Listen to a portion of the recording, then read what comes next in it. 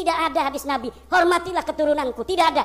Ada itu Habib di dalam ceramahnya, hormatilah keturunanku. Siapa orang yang menolong keturunanku, maka aku akan membalasnya di akhirat. Hadis palsu itu. Pasti hadis palsu. Yakin seyakin-yakinnya. Hanya ada di kitab-kitab Ba'alawi yang begitu. Kita harus hormat pada habaib. Qul la as'alukum alaihi min ajr illal mawaddata fil qurba.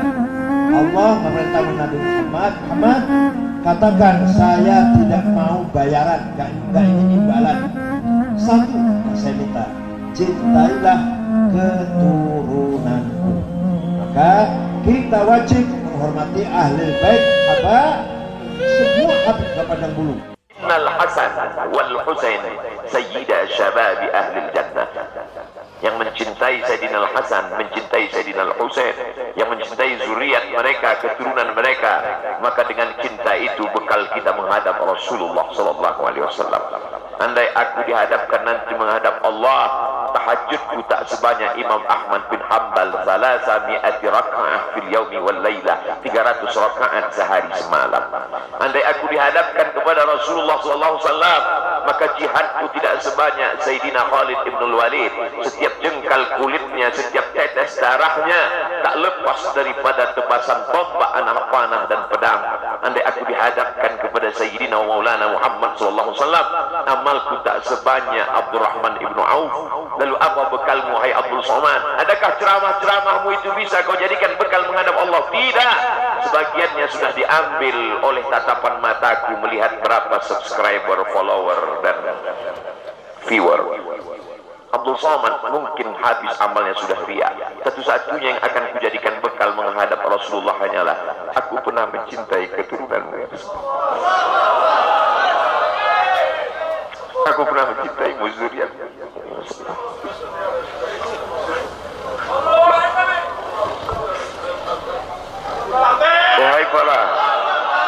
Wahai para pelaku pembuat dosa, wahai para pezina, wahai para peminum khamar yang belum bertaubat, kalau kalian belum sanggup untuk berbuat baik, kalau kalian belum mampu untuk beramal saleh, paling tidak jangan kalian sakiti zuriat Rasulullah.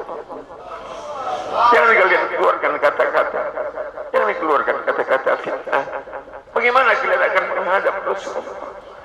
Bagaimana kalian akan menghadap Rasulullah? Pada saat itu seluruh umat berkumpul menghadap Nabi Adam alaihissalam. Kami tidak sanggup berdiri di padang mahsyar ini, wahai Adam. Menghadaplah kepada Allah. Kata Adam, aku tidak sanggup menghadap Allah, karena dulu Allah berkata, la taqrabu hadhihi syajarah, jangan kau dekati pohon kuldi ini, tapi aku malah memakannya, ya Allah. Mereka datang menghadap Nabi Nuh alaihissalam. Kata Nabi Nuh, aku tak sanggup menghadap Allah karena anakku durhaka. Sa'awi ila jalalin ya'simuni minal ma', aku akan naik ke atas bahtera perahu yang bisa menyelamatkan aku dari air. Aku tak sanggup menghadap Allah, kata Nabi Nuh alaihissalam. Mereka menghadap kepada Nabi Musa, aku tak mampu, kata Nabi Musa. Mereka menghadap kepada Nabi Isa, aku pun malu kepada Allah, karena aku mereka jadikan sembahan di atas muka bumi Allah. Mereka hanya mampu menghadap Sayyidina Maulana Muhammad sallallahu alaihi wasallam. Wahai para peminum khamar, wahai para pezina, wahai para pelaku dosa, kalau kalian belum mampu beramal soleh, belum mampu bertobat, paling tidak jangan kalian zina zuriat Rasulullah SAW. Bagaimana kalian akan menghadap Rasulullah? Pada saat itu tak ada syafaat. Man dzalladzi yashfa'u 'indahu illa bi'idhnih. Tak ada satu pun yang bisa memberikan syafaat kecuali Sayyidina wa Maulana Muhammad sallallahu alaihi wasallam. Wahai para pemimpin yang hari ini kau dititipkan amanah kekuasaan, beberapa hari ini kau lihat apa yang dilakukan orang pada Donald Trump. Kurang hebat apa lagi Trump? Negara adidaya, kekuasaan, kaya raya. Tapi ketika kekuasaan itu diambil oleh Joe Biden, kita pun malu melihat video ejekan-ejekan itu. Kalau hari ini kau punya kekuasaan, saudaraku, sampai masanya kau juga akan mengalami seperti yang dialami oleh Trump. Jabatan itu dicabut Allah Ta'ala. Saya masih melihat video bagaimana Bapak Susilo Bambang Yudhoyono sampai ke Pekanbaru. Nataru beberapa tahun yang lalu. Di depan balihonya disobek. Beliau jenderal, ganteng, punya partai, tapi setelah kekuasaan itu tak ada di tangannya, difitnah, dibuli, balihonya disobek. Bagaimana agaknya ketika tiga hal itu tak ada pada diri kita? Tidak jenderal, tidak ganteng, dan tak pula punya partai. Fa'tabiru ya ulil absar. Kelakuan orang-orang yang sotoy dan paling merasa tahu semuanya memang sering membuat kita terheran-heran. Karena mereka biasanya hidup dalam dunianya sendiri di dalam kabut ketidaktahuan yang pekat. Mereka tidak pernah menyadari bahwa mereka adalah bagian dari sebuah kebodohan yang besar. Mereka merasa sudah tahu segalanya, padahal aslinya mereka sangat jauh dari kata menguasai satu ilmu pun atau mengerti sedikit saja.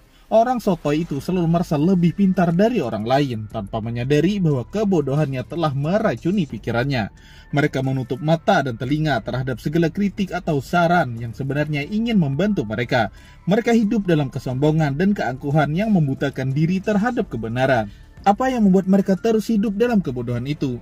Mungkin karena mereka takut menghadapi kenyataan. Mereka tidak sanggup menerima bahwa diri mereka sebenarnya butuh belajar lebih banyak lagi, butuh berkembang, dan butuh waktu untuk merenungkan kekurangan-kekurangan yang mereka miliki. Memang ironis, orang-orang yang sotoy akan selalu merasa dirinya berilmu tinggi, padahal jauh panggang dari api. Aslinya mereka itu seperti orang-orang yang tersesat di tengah padang pasir tanpa kompas dan peta untuk menuntun arah. Kita sebenarnya kasihan dengan orang-orang sotoy seperti ini, karena mereka sudah terjebak dalam ilusi ingin dipandang sebagai orang yang alim, padahal sebenarnya itu hanyalah bayangan semu semata. Sekalipun begitu, orang sotoy tetaplah sotoy. Mereka akan tetap berlarian dalam lingkaran kebodohan yang mereka ciptakan sendiri, tanpa pernah menyadari bahwa kebijaksanaan sebenarnya itu terletak pada kesediaan untuk belajar dan mau menerima kritik yang bertujuan untuk menyadarkannya. Dan pada akhirnya kita hanya bisa berdiam diri, menyaksikan dari jauh sambil berharap semoga suatu hari nanti ada cahaya kesadaran akan menerangi hati mereka dan pikiran mereka yang selama ini terperangkap dalam gelap dan bahayanya terjerumus dalam lingkaran orang-orang yang jauh dari rahmat Allah seperti mereka.